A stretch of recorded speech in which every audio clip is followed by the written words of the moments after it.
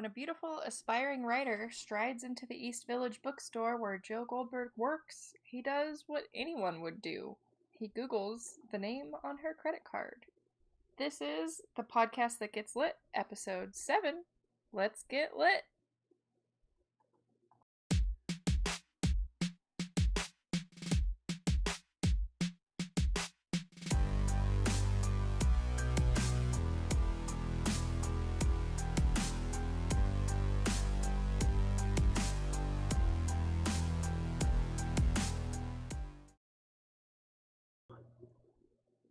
Welcome to the podcast that gets lit. I am Bailey, coming to you along with my wonderful co-host Luke. Hey, that's me. Thanks. Glad to be back.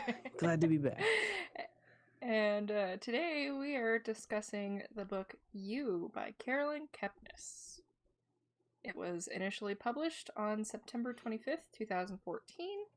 It is 422 pages, or about 11 hours and 6 minutes of listening enjoyment.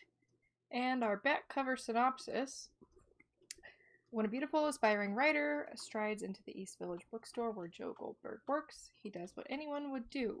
He Googles the name on her credit card. There is only one Guinevere Beck in New York City. She has a public Facebook account and tweets incessantly, telling Joe everything he needs to know. She's simply Beck to her friends. She went to Brown University. She lives on Bank Street. And she'll be at a bar in Brooklyn tonight. The perfect place for a chance meeting.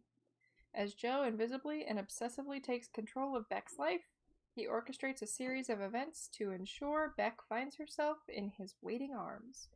Moving from stalker to boyfriend, Joe transforms himself into Beck's perfect man, all while quietly removing the obstacles that stand in their way, even if it means murder.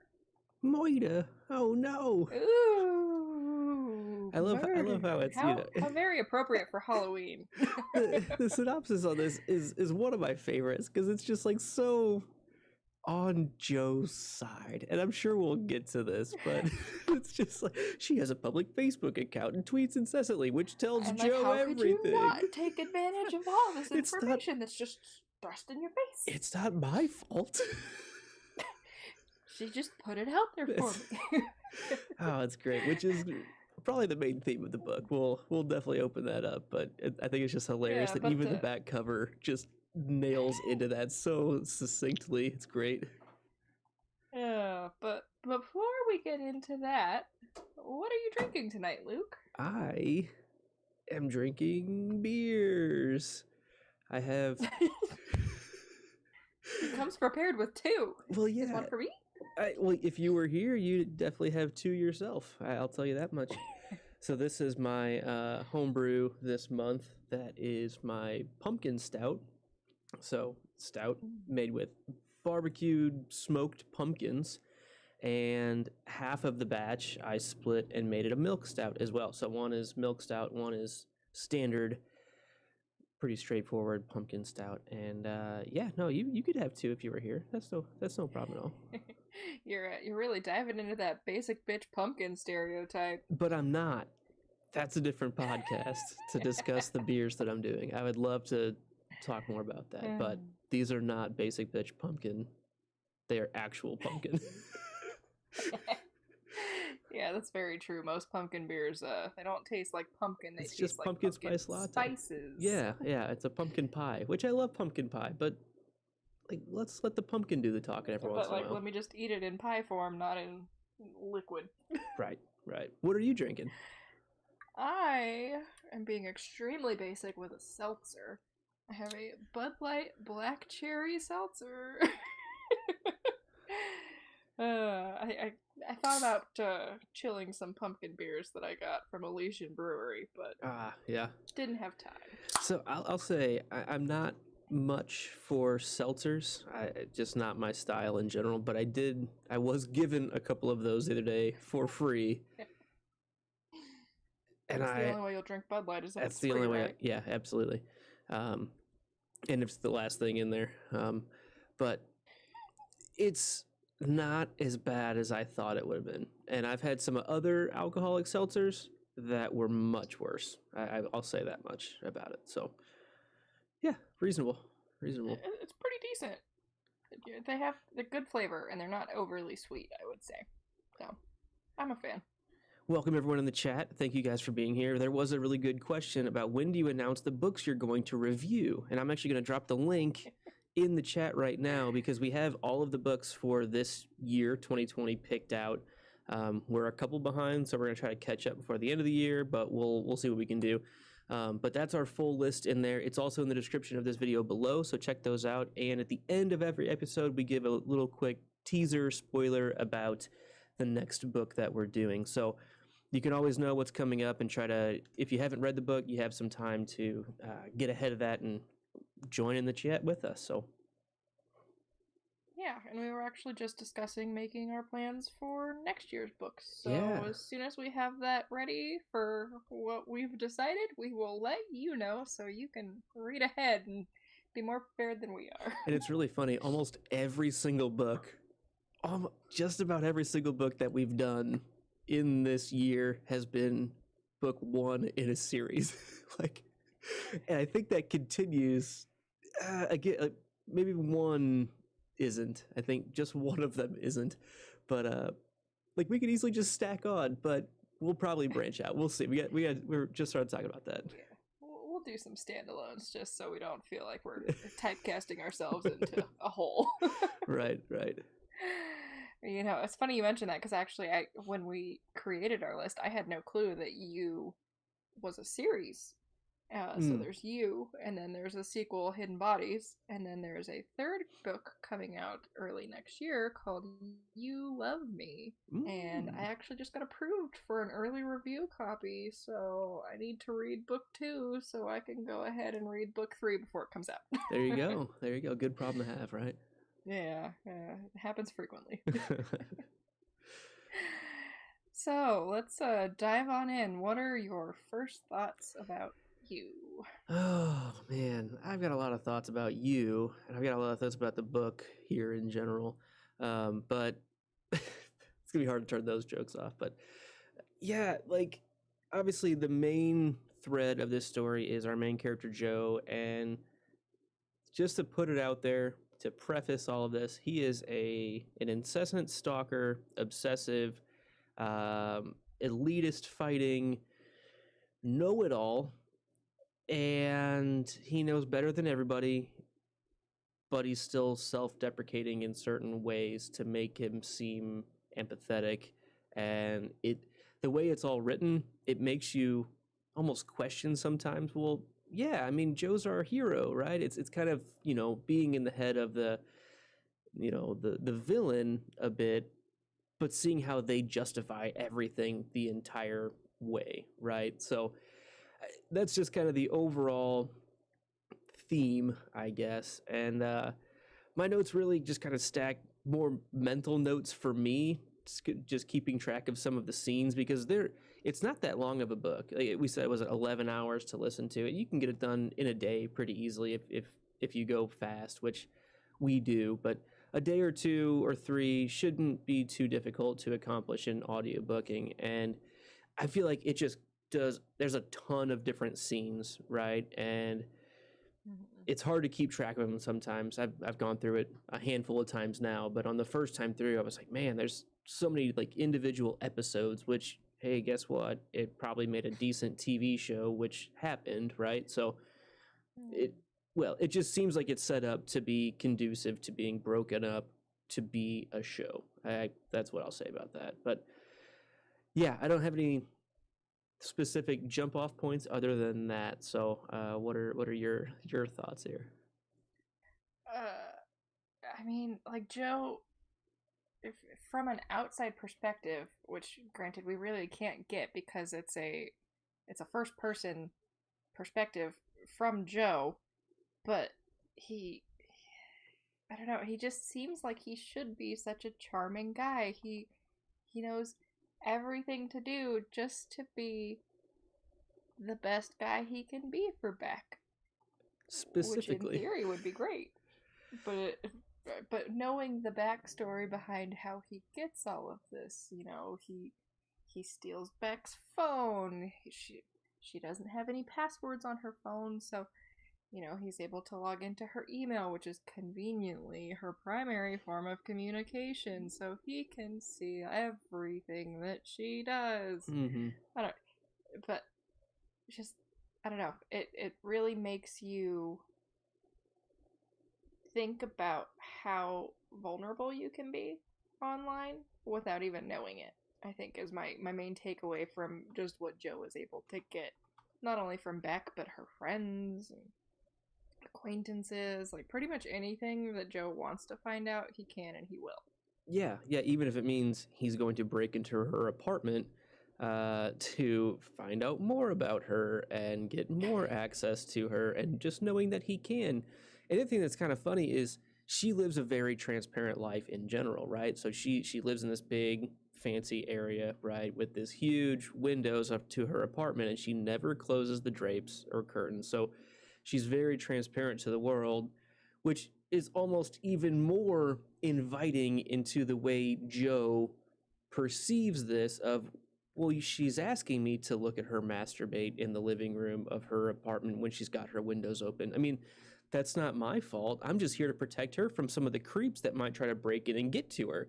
It's like, yeah, I have good intentions. I'm doing a creepy thing, but I'm not a creep. And I'm here to protect you. Is how he sees it. Yeah, that's one of his main things too. Is he calls out all of these things that he's worried about other people doing to her, around her, and it's specifically calling himself out, but justifying it because he trusts himself to not be nefarious with it in a way, because he's got love and romance behind it. He loves her. Right. Yeah, and he works in a bookstore. He pretty much grew up in a bookstore with Mr. Mooney, and it's odd because he has read probably 90% of the books in there. I mean, classics, new stuff. He's a big reader, and like that's his main thing that he respects her about, is she's a burgeoning writer, right? She's a grad school student for writing, and so that's like a big thing that he latches onto, and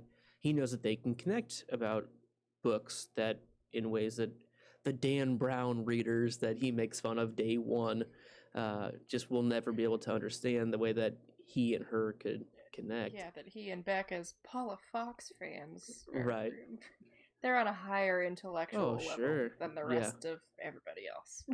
Yeah, it's just, it's tough because like he's read all these books and he is a romantic, and like if you look at a lot of these classic stories and he references all of these even pop culture references too, of like, you know, the rom-coms in the 90s and 80s, and like if you were really going to go and do stuff like that now or in real life ever, you're going to be considered a stalker or a creep or whatever. Like it's not going to work out. And so like he's taking this as, oh, that's what girls want, so I'm just going to do that in my own way, because guess what? It's going to work once, and it's going to have to happen. I'll show up with the boombox at the end of the movie, and it's going to work out great. He justifies it, even though he's calling out all of the problematic things with all of these things the whole time. But no, I'm different, so it's okay. Yeah, and even like to the point where it's looming over his head. Like he knows, I think, that these things are wrong. Like I hope he's got this like box full of Beck memorabilia that he literally has hiding in a hole in his wall. And Beck comes over to his apartment and she's like, "There you go, what's up with the hole in your wall?" "Oh, the superintendent has never come out to fix it." But like internally he's panicking of, well, what if Beck finds out that I stole her underwear or her bikini top or a used tampon or her cell phone or her high school yearbook? It's in a plastic bag. That's what he says. It's in plastic. Yeah, it's not the point. But yeah, so he's constantly reminded that the things that he has done is creepy, and it looms in the back of his head, but it's still not enough for him to be like, maybe I should just be like an average Joe. Well, he does talk about that at one point of when they finally do. We're jumping about 3/4 of the way into the book when they really start getting together for real, and he starts realizing, they're working together at the bookstore at this point. He hires her, and it gets to the point where we're having such a great time. Like, this really seems like it's turning into what I always hoped it would be, which is great. You know what? Taking everything else aside, happy for you. If you just take that point, try to wash away the past, and move on, move move from there, and to just normal coupledom. and just live with that. Come clean. He's not going to do that, but if he just washes that out and moves on with his life and that relationship, their forever ship, right? Or their everything ship. Everything ship. And but he doesn't, and he even actively says, "It's going to get to a point where I have to choose between our everything ship and my things that were hers." Like, it's going to have to happen, but he doesn't. It's almost like he loves the things more than he loves her. Mm-hmm.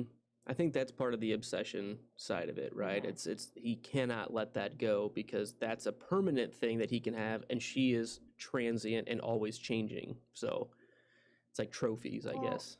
And like, he gets off on the fact that he can do these things and get these things, and I think that he has like more of almost a sexual connection to the items of hers that he's taken than he does to her herself.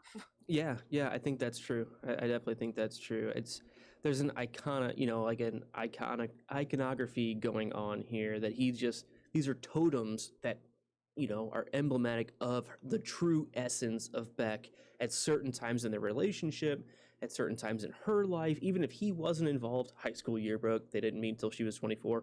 So like, yeah, he just is incapable of separating that stuff, and it's a problem, bud. Like, it's a real problem. Like, he's got many problems because even he's like the ultimate hipster about everything. Like, he's just on another level of like, oh, you like to drink pickleback shots? Like, everybody talking about picklebacks in the bar and pickleback, and he just can't let it go. Like, one person says it, and all of a sudden, he's like hyper fixated on, oh, well, you're one of those people. That is absolutely the word that I was thinking of too. He fixates on little things, the minutia that are just normal people things. I'm not saying picklebacks are for everybody, but like, he doesn't like it, and it's like a thing at this bar, clearly, at least that night. And so he just fixates on it because he doesn't like the inherently different background that it means about these people that he is just ultimately better than because he doesn't do this. It's exactly that. Way to be an alcohol purist, Joe. Yeah, it's so funny. Don't judge people for their tastes. So let's get into your next note here, Beck's friends, and because that goes right into the elitism thing. Like, he is a self-proclaimed elitist in many ways, but he hates people that hold it over him, like the Brown University friends, right? Yeah, I mean, because basically, Joe has come up in his life without much means. He's worked in this bookstore for as long as we know, since he was a child, pretty much. Yeah, it was adopted by the book school, but the bookstore, basically.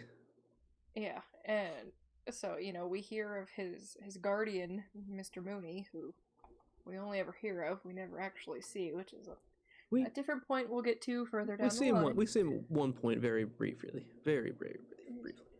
Very, very. But so, Joe is an elitist himself over everything else, it seems like, yet he has such disdain for people who have means and maybe went to fancy universities.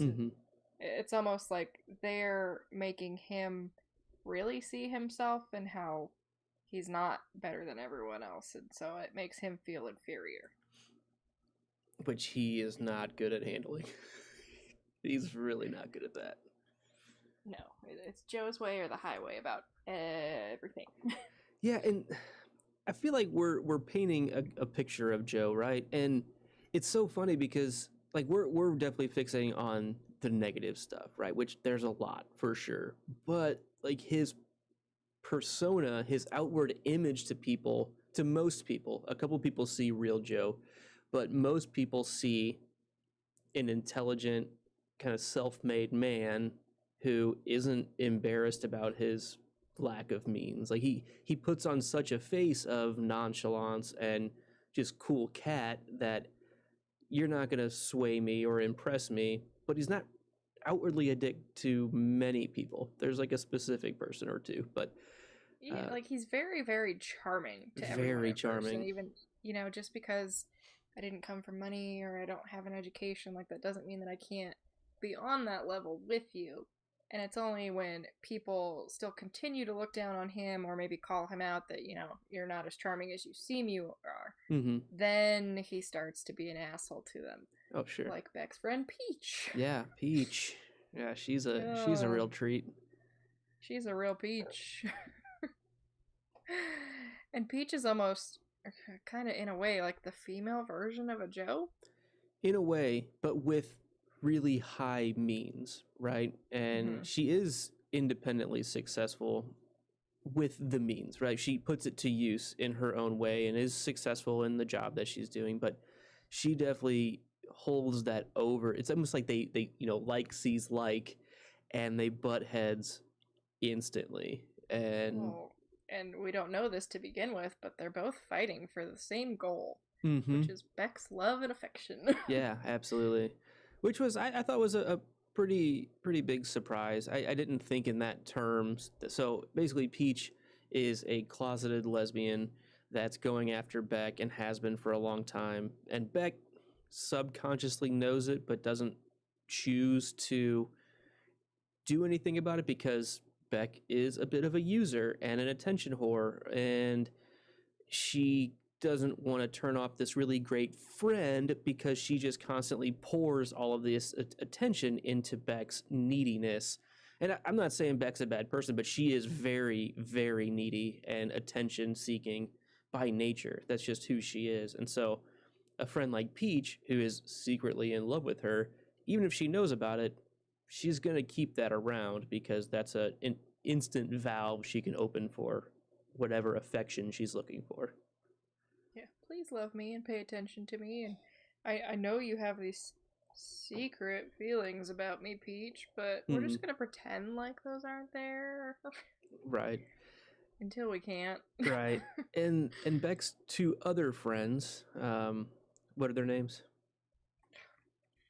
Two other friends who are actually like decent humans. Like, in my opinion, yeah, like they're average. They're good normal people. Just they don't like Peach. They choose Joe kind of, but they've also known Peach for a long time, and she is very overbearing, and she does try to isolate Beck from everyone else just all the time. And so I like that we get their perspective. We get that through Joe either eavesdropping or reading emails between Beck and her friends. But it's an interesting way of getting that information, but it's nice to see that complex relationship that they already had, that it makes sense, I guess. And I'm not for the secret lesbian story that makes her a villain. Like, that's not the case. That's not it at all. It's more of she's very controlling, and it's not good for anybody, I think. Yeah, and it's kind of like a foil between Joe and Peach. Mm-hmm. That the real difference is their background, but Peach does these things to ensure that Beck is gonna come hang out with her. Like, Peach has this extremely rare condition that she needs Beck's help with, and she's just in a really hard place, and she had someone break into her house. She has a stalker, which just happened to be Joe. It's so funny. It's so funny. Someone attacked Peach while she was running. Also happened to be Joe. So all of Peach's problems, for the most part, really stem from Joe, but she spins them in a way that ends up driving the wedge between Joe and Beck even more. Joe is causing his own problems. Yeah, absolutely. Try as he might. So then we have Beck's boyfriend at the start of this, if you will, Benji. Yeah. Basically just her fuck buddy. Yeah. And Benji, man, he is a character. Another person of really high means, right? Doing nothing with his life. He started a seltzer company that's doing so well. Home water, wasn't right? That Club Soda. Right, yeah. Do you know the difference between club soda and it's seltzer? It's salt, Joe. It's salt. This is something that I know. It's just, oh man. So one common thing between both Peach and Benji is Joe ends up kidnapping and killing both of them. Well, just killing Spoiler Peach, alert. but he does kidnap Benji and keeps him for a while, right? I mean, it was several days that he had him in the rare books cage in the basement of the bookstore, and what a place to be kept. Yeah, Joe's incarceration system. What are your thoughts on that? I have a test for you. Oh man, I mean, my only flaw with Joe's system is like, if you're gonna keep them in the box with the books, give them the ladder so they can reach the books. Like, I get that they're rare, and you don't want people touching them because they're gonna devalue these extremely expensive rare books. But, like, don't put me somewhere that I can see the books and not touch the books is my problem. I think it's a torture for you specifically. Exactly. But in all actuality, like, it's a pretty good system with the one exception that like anybody else who works in the bookstore could go down there and accidentally find Benji. Oh sure. Yeah, I was thinking that too of like, is that only for Joe? Like only he has access down there nowadays, or yeah, I don't know. Like I get the idea that it's just Joe and Mr. Mooney. And like part of the problem was that like Joe's got the keys, but you know, what's to say that his coworker's not gonna need a book down there and just snatch Joe's keys wherever he leaves them for the day, and he's living life on the edge. Yeah. It's so funny because he's so structured in how he thinks about so many things, but it's really thin. Like, it's really complex, but thin. It's very flimsy. Yeah, absolutely. Like, I wouldn't say he's diabolical. He's very opportunistic and can work that, but it's not like there's a grand scheme of, like, layers of protection. It's just like, if she finds out that I have her phone in my pocket, like, while we're out on this date, like, I'm boned. Like, that's not going to go well. Yeah.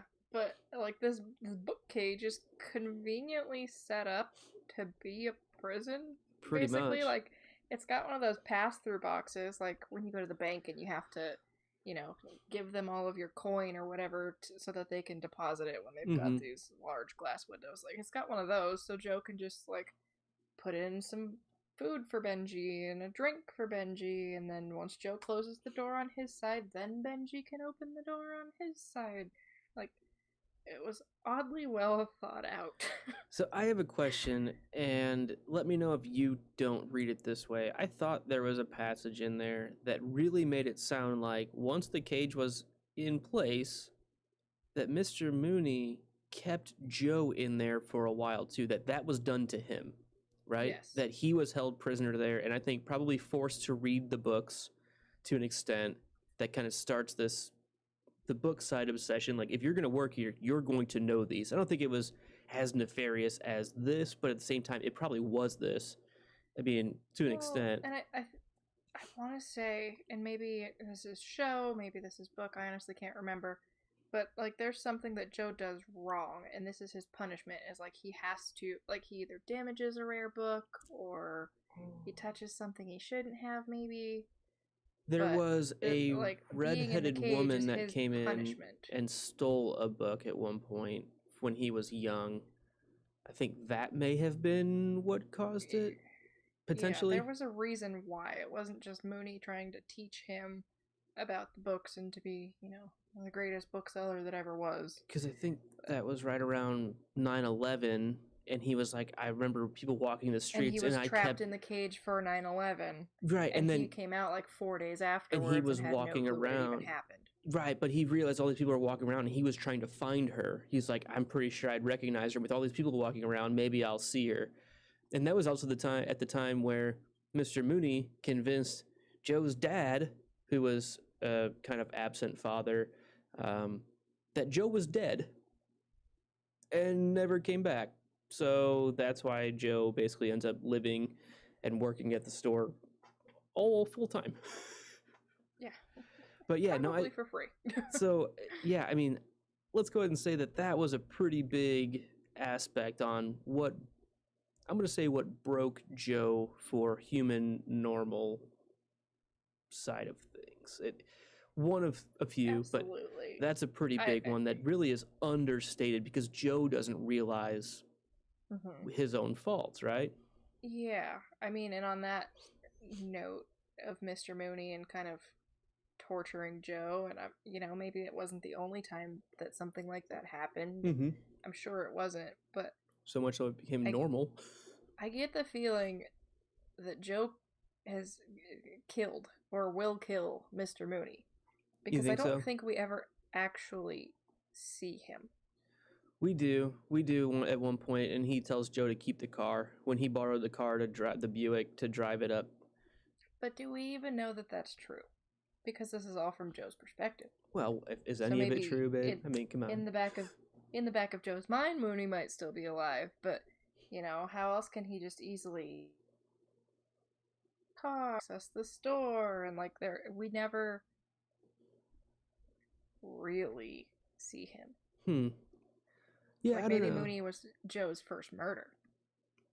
I guess it could be. I didn't get that. I got that he was definitely just kind of retired and just left Joe in charge, and because he's like, you know what, you earned it. Take a couple days off. Like, go for it. You're fine. Take the car. Don't worry about it. And then he tells him to keep the car when he gets back. I don't know. I didn't take it that way. And he also talks about how, like, here's this other guy that takes him to church on Sundays. Like, and at the very end, when he's talking about, if Beck and I ever got married, when they're talking about Chet and Jess's wedding, I think that's right. He was like, if Beck and I ever got married, there wouldn't be any from my side. Maybe Ethan, the guy that they end up working with, and Mr. Mooney probably wouldn't even come. But I don't know. I hadn't thought about Mr. Mooney being dead or murdered by him already, which I guess I could be convinced. Like, if I thought about it, like, while reading it again, I could see that, I guess. And him just making up that conversation. Yeah, and, pretending that there's really still an owner of the store just so that legally he's not in any hot water of, like, who the true owner of the store is now. Mm-hmm. Yeah, maybe. That's. I think that could be made valid. I don't know. So then, in Beck's other friends, we've also got Dr. Nicky. Oh, yeah. He might be considered a friend. So her shrink, right? Yeah, who's not really a doctor. Please don't call me doctor. Yeah.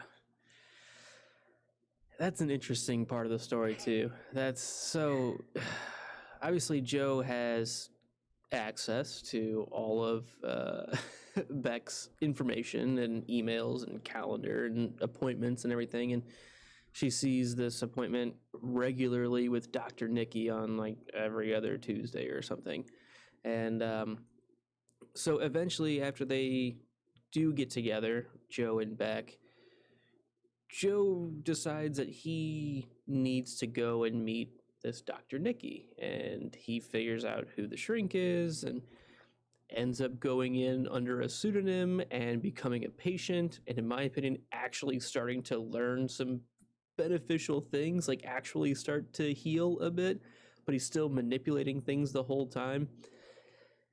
Oh, man. Like, the funny thing is, he learns things from Dr. Nicky that if he was actually serious about them, might help. Absolutely. Like Dr. Nicky, he goes in under the guise that he's got this like video that he can't get out of his mind or something. Yep.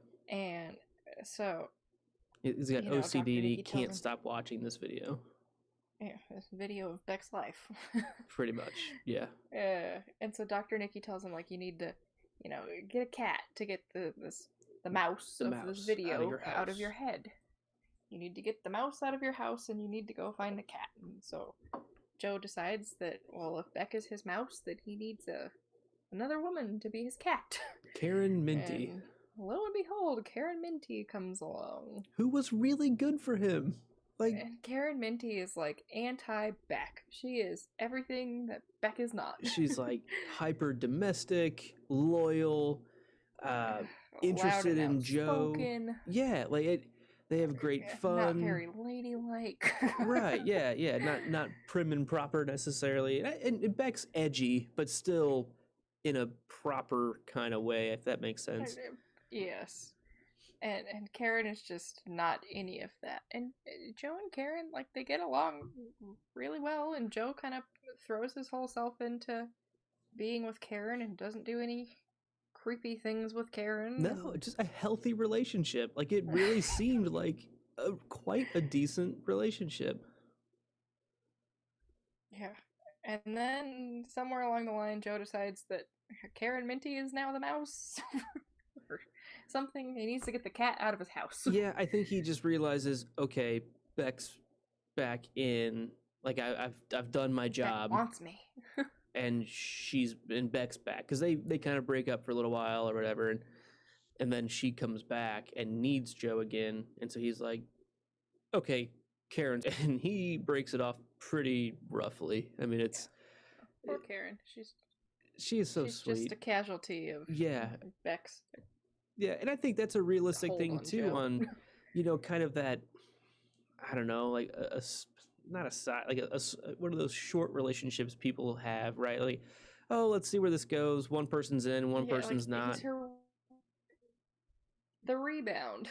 Pretty much. I mean, it really is. And yeah, he takes advantage of her. You could view it that way. But I think he was really interested while he was in. He still had Beck brain, for sure. But he was somewhat getting out of that and healing and becoming really invested in this relationship. And then it all just kind of flushed back on him. And he had to cut the cord on Karen because, honestly, it wasn't fair to her at that point. It was rough. But guess what? He didn't let it linger, which... I don't know, maybe you could say is a better choice. The Ted Mosby. Why can't you just tell a girl you don't love her and that can be enough? Like, because people have feelings. Do they? And there's this one really funny scene a little bit after Joe breaks up with Karen, wherein a police officer just like accosts Joe, and it's like right after Joe has killed somebody, I want to say, or like he's done something really sketchy, as Joe is to do. He was just about to kill Dr. Nikki. Yes, but he was didn't. On his way to go kill Dr. Nikki because. Yeah. Side note here: Dr. Nikki and Beck have a romantic relationship, and Dr. Nikki married, and he's got children. Mm-hmm. Yep. Well, yeah. 2 daughters in like middle school age. But he's got this romantic relationship with Beck that Joe only finds out about once he finds out about Beck's like extra email address that she created just to talk to Dr. Nikki. That was at the very end. So, that was when he finds anyway. But yeah, they have their own affair going on, and Beck and Nikki are having a thing, and Nikki is gonna leave his wife to go be with Beck. And it was when Joe stole all of Dr. Nikki's audio notes from his computer. That's when it was. Yeah, and he hears Dr. Nikki confessing to his own notes after all of his and Beck's sessions about how he's falling for her and how it's just going further and further down this rabbit hole. So Joe's like, all right, here's another person I have to kill because he's already killed Benji. He's already killed Peach and his other previous girlfriend and her brother, which is a whole different story. But it's Dr. Nikki is like the new thing. And Joe realizes, oh, Beck went cold on me because she was going after Dr. Nikki. And so if I take Dr. Nikki out, who was lying to me the whole time, I can't believe he treated me so well when he was such a hunchback piece of shit. And like, he just like instantly says, okay, it's not Beck that's the problem, right? Because she's perfect. It's Dr. Nikki. It's Dr. Nikki. He's got to go so that Beck can be back with me. Yes, and like he's literally on his way to go kill Dr. Nikki, and like he's got a bat or a club or something in his hand, and he gets accosted by a police officer, and he's like, "Oh my god, how did he know?" Right. What happened here? I'm fucked. I'm fucked, right? And I'm fucked. it turns out to be Karen Minty's brother, pissed off at Joe for breaking up with her. And he's just like, you listen to this. Karen Minty is a saint. And Joe's just like, oh God, that's what this is about. Thank God. Like, oh man, like I thought this was going to be like, I know you're about to kill that guy. And then not even 5 seconds after this interaction, he gets a text or a call from Beck that says, hey, like, I need you right now. Basically. I need you right now. Can you come over right now? Yeah. And Joe's like, so, well, yeah. Dr. Nikki is saved because Beck has come back to Joe. She's seen the light. Yeah.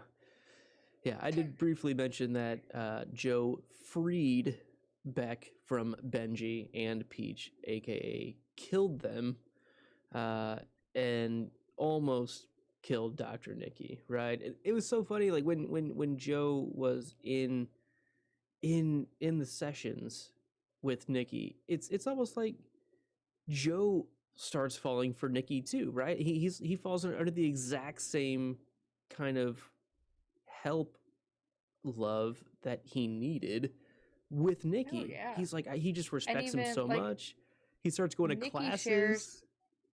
Nikki shares his personal life with Joe, and then like instantly regrets it. It's like, oh my god, this is a conflict of interest. I can't, share about my relationship issues with my client. Like, this is a huge no-no, so I'm gonna have to refer you out. And Joe sits there and goes on Nikki's computer and gets all of the notes, and Nikki walks back in and is like, oh no, you found the video that you were fixated on, thinking that Joe actually still has this issue with his OCD made up problem. It was a 70s rock music video. Something. But cat videos are way more entertaining. Joe doesn't kill Dr. Nikki for banging his girl, or suspected at that point. He thought that Nikki was manipulating her throughout this authority position that Nikki has as the shrink, and so he blames it all on Nikki. And no, because Nikki knows Beck's problems. She's very honest and open about her insane sexuality and how that's like, she knows that's her problem, and they talk about that. And so Joe looks at that as, oh, Nikki's taking that and now is abusing his position of power and manipulating her to get what he wants from her. And that's kind of where all that stems from, of why Joe wants to kill Nikki. But we don't have any confirmation that anything really happened until a little bit later. So after the hey, you up kind of text message that Beck sends to Joe, they start this relationship back up, and they get really close, and they have what they called their everything ship, and it's going well, right? It really is like going well. And this is where Joe really starts struggling with, I'm gonna have to choose either actually having Beck or getting rid of all of my things that were once Beck's. And yeah, it just doesn't end up working out, does it? No, I mean, there's one day when like Beck leaves the bookstore early to go home and make dinner for them, or something along those lines. I think it was their classes were canceled, and she went home early. So Beck went home before Joe could be there to supervise her. Because someone was working on her, the plumbers were in her apartment, so she didn't want to go there. Yeah. And Beck finds all of Beck's things in Joe's house. Those were Joe's things, Bailey. Okay, let's be clear. No. And she has a cow. Understandably so. Yeah. It's like she's just getting into it when Joe walks in too, right? Like, it's like perfectly timed. Like, she's not like sitting there with like the box and being like, let's talk about this. Like, she's like actively like still in the wall hole. Yeah, like digging for the box. Like, I wonder what's in this hole. It's been here forever. Yeah. Yeah.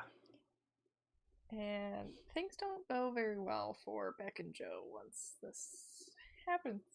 Yeah. So to not hash through that entire scene right there, he basically feels like he's a zookeeper and she is the wild animal here, right? It's probably because she's on her period. That's a whole thing that happens as well.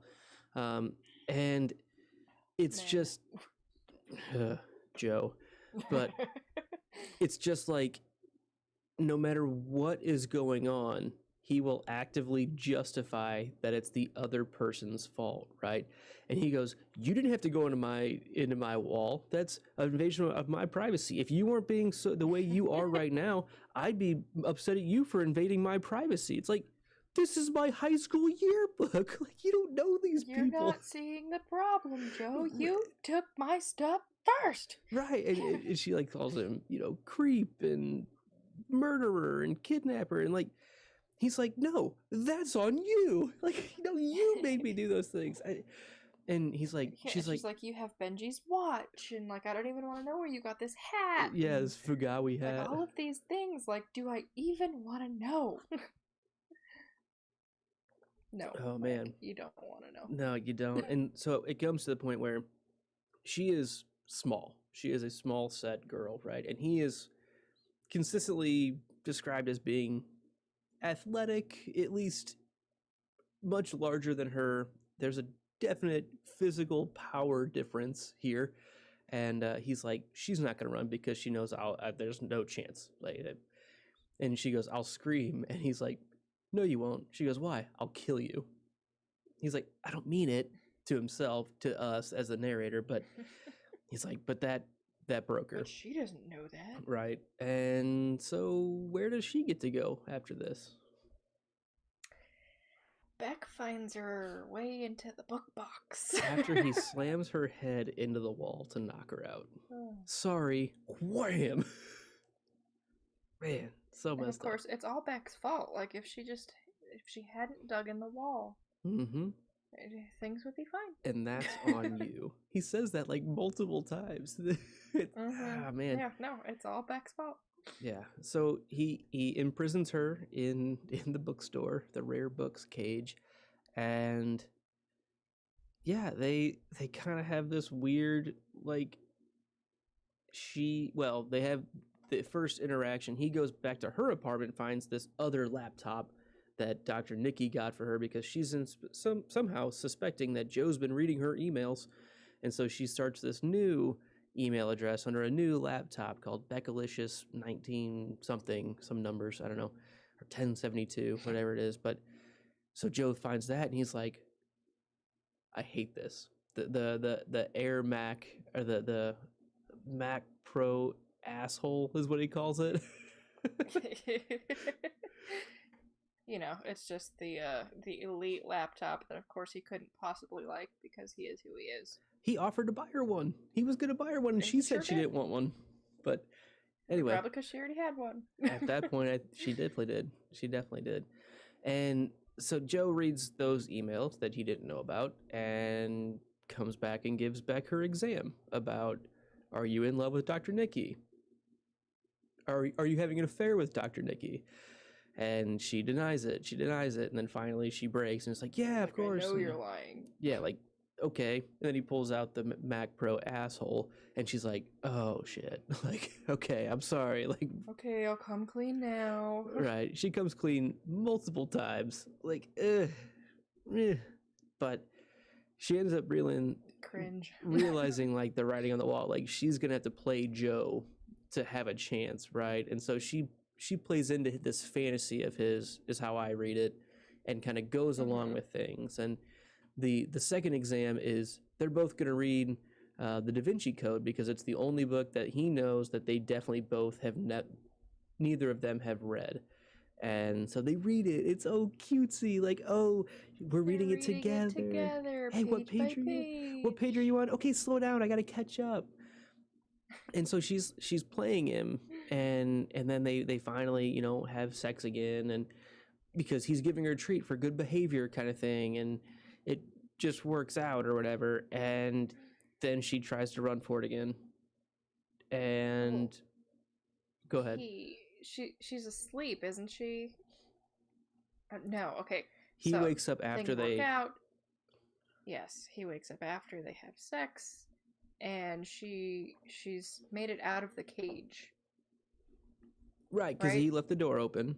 He knew that it would be Yes, okay, and because the upstairs door was locked. right, and he knew that she would be able to find the key, but he knows that she's fixed. She's okay. We're back together. It's perfect. Yeah, Okay, she so sees things my way. yeah, we're gravy again. So it's wonderful. The everything ship is back intact, and she's not gonna run because she passed her test, and then he's like in the shower or like shaving or something, and then that's when he hears her screaming for help up in the bookstore itself because it's 4 a.m, and he's like, oh, she failed.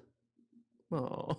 Well, yeah, so she makes it out basically to the window of the bookstore and is banging on the door for someone to come help her. And he knows, oh, I can't cure her. Like, she's basically done herself in. Mm-hmm. So Joe goes upstairs and gets Drags her her back and downstairs.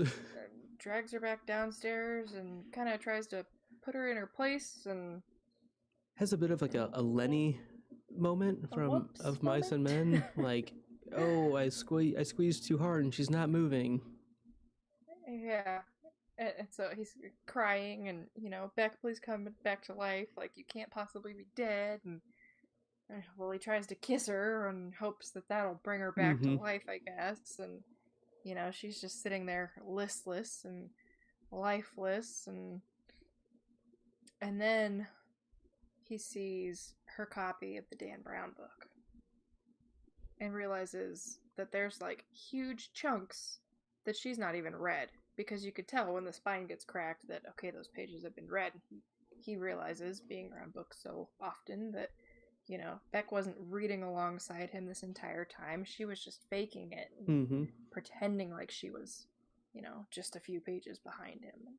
That's really what sets him off, and that this is never going to work. Right, but he already thinks she's dead. And then guess what? She's not. And she like kicks him in the balls and like knees him in the nuts, trips him, and tries to make a run for it again. And that's when, yeah, he really kind of grabs her and he goes full Joe and goes full. All right, we gotta smash. cut this cord, and he does. So he ends up killing her as well.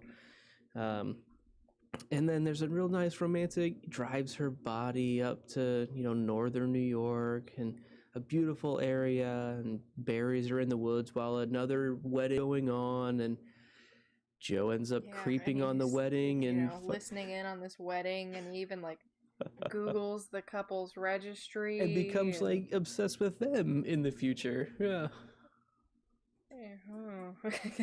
Yeah. Sends them a gift, I think, even at one point.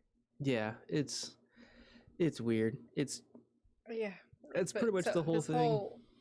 Like he concocts even the perfect cover story for Beck's murder and burial, is that it's conveniently by one of Dr. Nikki's properties. And so when her body is found, the story comes to light of her affair with Dr. Nikki, and everybody just instantly pins Beck's murder on Dr. Nikki. I think I missed that. Like, I knew that he drove past Nikki's Pizzeria, which was talked about, but that's not it. But I didn't realize that was okay. Nice. Yeah. So Joe posthumously publishes Beck's book, and it comes to fame because her body is found, and it's kind of big in the news about this aspiring author, and she died, but hey, she's got a book that's being published. Yeah, brilliant. So he's really covered his tracks on all fronts. Yeah, so I guess like overall thoughts, right? We've kind of gone through a lot of specifics, but like there's this really weird like overall closeness to the narrator's true thoughts. Like, are we too close to Joe to really see what's going on. You know, like, do we see him differently because we're in his head? Does that make sense? Like, or is it just too I true think to it be almost makes you comfortable? more sympathetic with him. I Mm-hmm. mean, because you see things from Joe's perspective, and even though in the back of your head you know that like this is crazy and this is like absolutely insane and no one in their right mind would ever do this or be okay with this, Joe somehow justifies it to himself, which helps to justify it to us as the reader. Right, right. And that's the weird dichotomy of, like, you know it's wrong, but like, we the reader definitely know it's wrong, and he's a total creep, but And yet here we still are. there's like still like a kernel of truth behind like the way he feels about it, right? And that's what makes it feel so conflicting on certain things, of like, not everything he does is evil. There are some genuinely good things that he does just to make this relationship a thing. But it's still like inherently like there are so many means that need to be justified to get to this goal, this end, that it's just way too much, I think. Yeah, it's a lot. Yeah, I'm with you though. It's easy to fall under the being sympathetic with Joe, and see, you know, feeling empathy for what he's going through and trying to do for Beck, all the wrong ways. But like, it's easy to, like, on just reading, you know, like skimming through, seeing, you know, there's true love in his heart for this. He doesn't know what to do with that, but like, there's truth in his feeling, I guess. He just doesn't have the right tools, I guess, to have a romantic relationship in the way that most people do. Like Mm-hmm. he needs to control every outcome of it, and I think that's really where his downfall is that he feels like he needs to be in control. Right. I mean, he's never seen, outside of the storybooks, a healthy relationship. His mom just disappeared when he was like 4 or 6, and his dad was a deadbeat. And then he basically kind of got kidnapped by Mr. Mooney, and then was just there permanently. So, like, he's never had a really good representation of what a healthy, real life relationship should look like, right? So, Mm-hmm. like, it's again not entirely his fault. We're all, you know, kind of the sum of our parts, but in our backgrounds. But it's rough to see what it turns into as it moves into the future for this character, and how it affects all these other lives that were taken for this one perspective, I guess. Mm-hmm.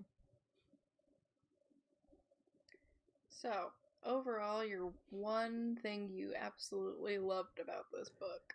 Man, I really loved the moment when Joe walks into his own apartment, and Beck's there inside his wall, and Joe just goes to blaming and justifying everything, blaming everything on It's all everyone your else. fault, Beck. It's all your fault. It's all Dr. Nikki's fault. It's all Peach's fault. It's all Benji's fault.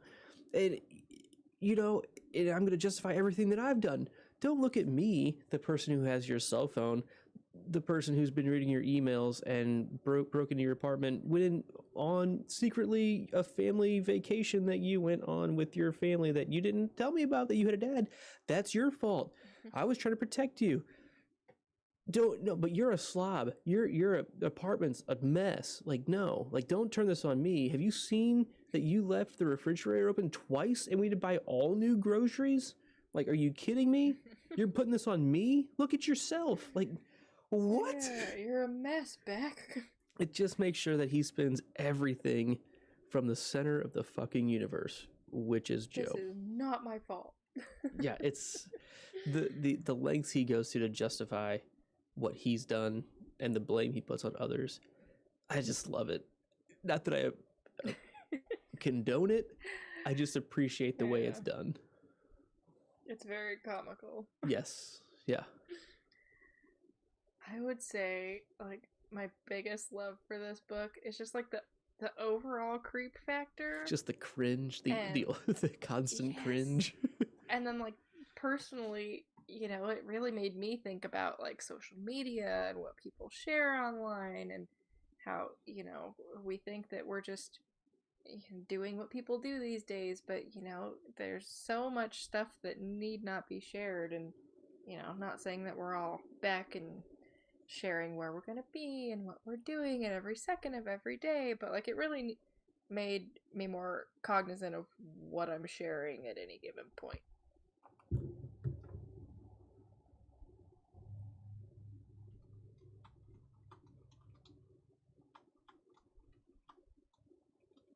What about your one hate? I struggle with this one. I mean, just because I wouldn't say there's like anything specifically that I'm not like supposed to hate. Like there's a lot of things that you're supposed to not like, right? Like you shouldn't like Joe. It's okay. I'm gonna say Benji. I just don't like Benji. It's he's just a entitled garbage piece of whatever, and he's just not a good guy. And it feels probably the most unnecessary thing to me in the story, but I get it of like she has to have some kind of prior relationship that he has to take care of that isn't a big surprise like Peach and all that. So but I just don't like him.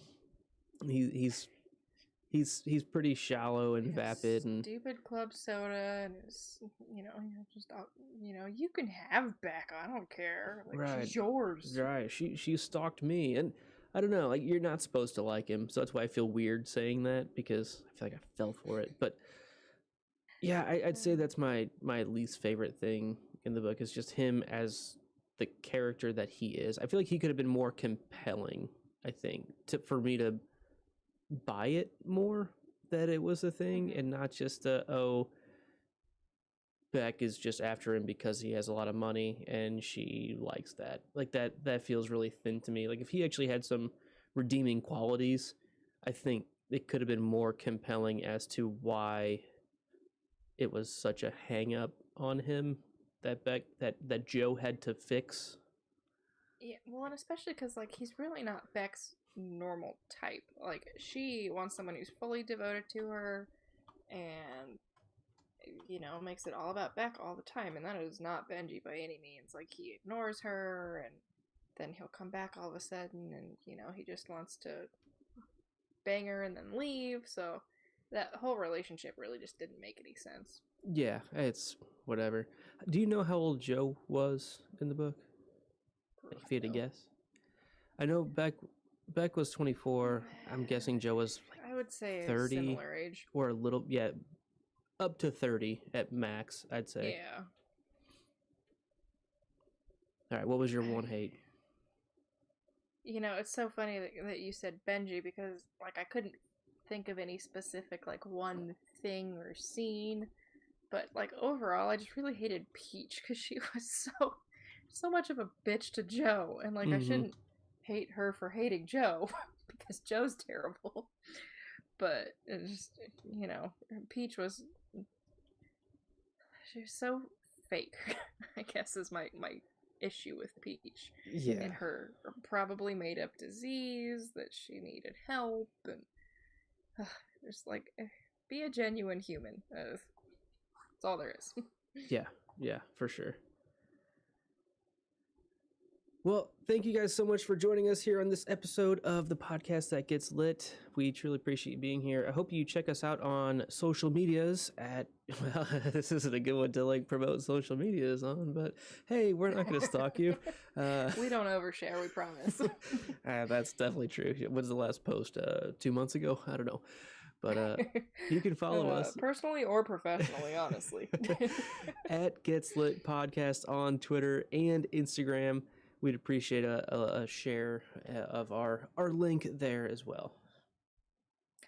Hitting that like button helps us out a lot, and please make sure to check out the links in the description below this video to find other ways of supporting our channel, buying this book, and so much more. This show and all of our shows at thepodcastthat.com are produced with the love and support of our wonderful Imaginary Legion patrons. You can learn more about our Imaginary Legion members' benefits at patreon.com/stayimaginary. We really hope you'll join us next time when we cover a book about a young man serially in love and studying law. when a family tragedy throws him into the world to seek his fortune. A charmer rather than a fighter, he soon finds himself embroiled with a bandit gang, caught up in vicious court intrigues, and a plaything and the plaything of an angry, beautiful, and very jealous goddess. As we read Quillifer by Walter John Williams. And until next time, just keep reading. And until next time, stay imaginary. Thanks, everyone. See ya. Bye.